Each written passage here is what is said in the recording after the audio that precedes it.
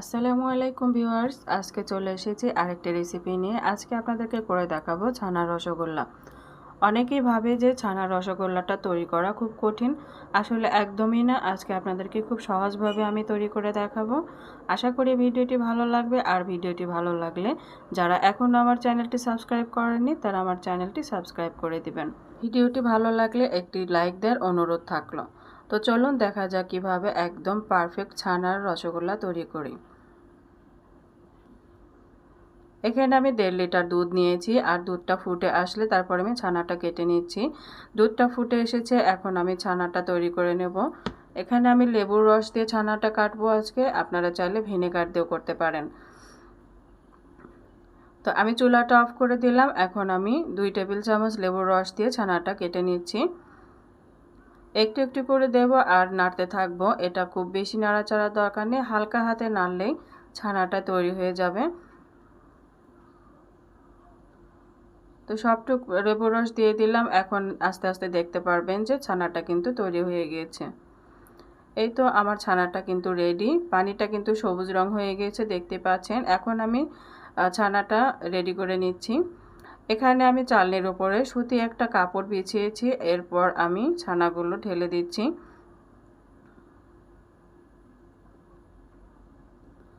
ঠান্ডা পানি দিয়ে ছানাগুলো ভালোভাবে ধুয়ে নেব যাতে টক ভাবটা চলে যায়।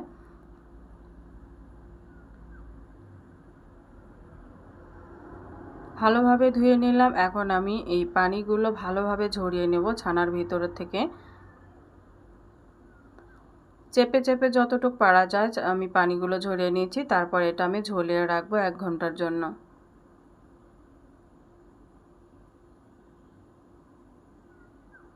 তো 1 ঘন্টার জন্য ঝুলিয়ে রাখছি, তারপর 1 ঘন্টা পর ফিরে আসছি। তো 1 ঘন্টা পর চলে আসলাম। এখন আপনাদেরকে ছানাটা দেখাচ্ছি। পানি ঝরে গেছে খুব ভালো মতো।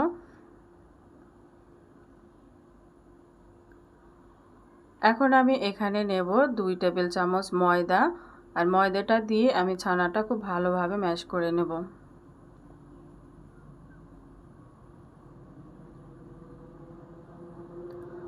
ছানাটা খুব ভালোভাবে মুথে নিচ্ছি, দেখতে পাচ্ছেন। হাতের তালু দিয়ে আমি ছানাগুলো ভালোভাবে মুথে নেব। ছানাটা যত ভালোভাবে মুথে নেওয়া যাবে রসগোল্লাও কিন্তু ততটা স্পঞ্জি হবে। তো হাতের তালু দিয়ে যখন আমি ছানাটা মিশিয়ে নিচ্ছি তখন দেখতে পাচ্ছেন যে এটা কিন্তু পিষে যাচ্ছে।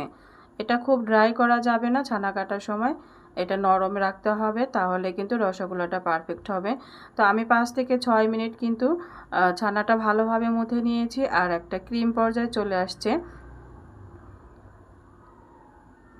ময়দার সঙ্গে ছানাটা ভালোভাবে মিশিয়ে নিতে হবে। তো আমি মিশিয়ে নিলাম। এখন আমি এখান থেকে লেচি কেটে নিচ্ছি। আর মিষ্টিগুলো আমি একটু বড় সাইজ তৈরি করব, কারণ রসগোল্লা কিন্তু একটু বড় সাইজেরই হয়। তো আমার এখানে 8টা মিষ্টি হয়েছে 1.5 লিটার দুধের ছানাতে।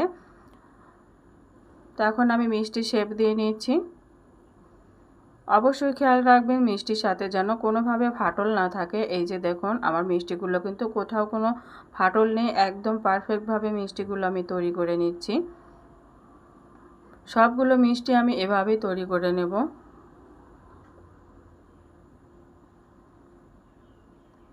মিষ্টিগুলো তৈরি হয়ে গেছে। এখন আমি চুলায় চলে যাচ্ছি শিরা তৈরি করতে। এখানে আমি 4 কাপ পানি দেব।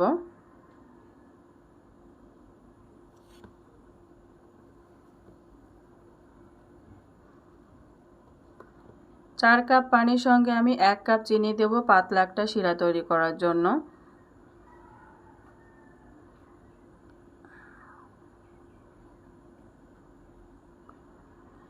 শিরাটা ফুটে আসার আগেই আমি এখানে দিয়ে দিচ্ছি 2টি এলাচ।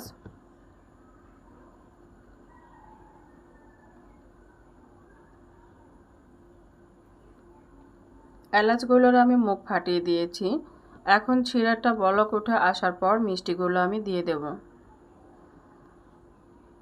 তো দেখতে পাচ্ছেন শিরাটা কিন্তু বলক উঠে এসছে। এখন আমি নেড়ে চেড়ে দিয়ে তারপর মিষ্টিগুলো দিয়ে দিচ্ছি।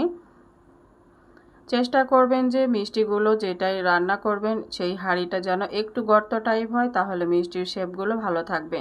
আমার কড়াইটা একটু চ্যাপ্টা ধরনের হয়ে গেছে, আমার মিষ্টিগুলো কিন্তু চ্যাপ্টা হতে পারে, তবে স্বাদ কিন্তু একই থাকবে, টেস্টটাও একই থাকবে। তো 10 মিনিটের জন্য ঢেকে দিয়েছিলাম, আর এখন দেখতে পাচ্ছেন মিষ্টিগুলো কিন্তু ফুলে গিয়েছে আর শিরাটাও অনেকটা কমে গিয়েছে। সেজন্য আমি এখানে আবার একটু ফুটন্ত গরম পানি অ্যাড করব। অবশ্যই ফুটন্ত গরম পানি দিবেন, ঠান্ডা পানি কিন্তু দিবেন না। পাতলা শিরাটা হলে ভালোভাবে রসগোল্লার মধ্যে ঢুকে যাবে। তো আমি গরম পানি দিয়ে দিচ্ছি, দিয়ে আমি আরও 10 মিনিটের জন্য ঢেকে দিচ্ছি।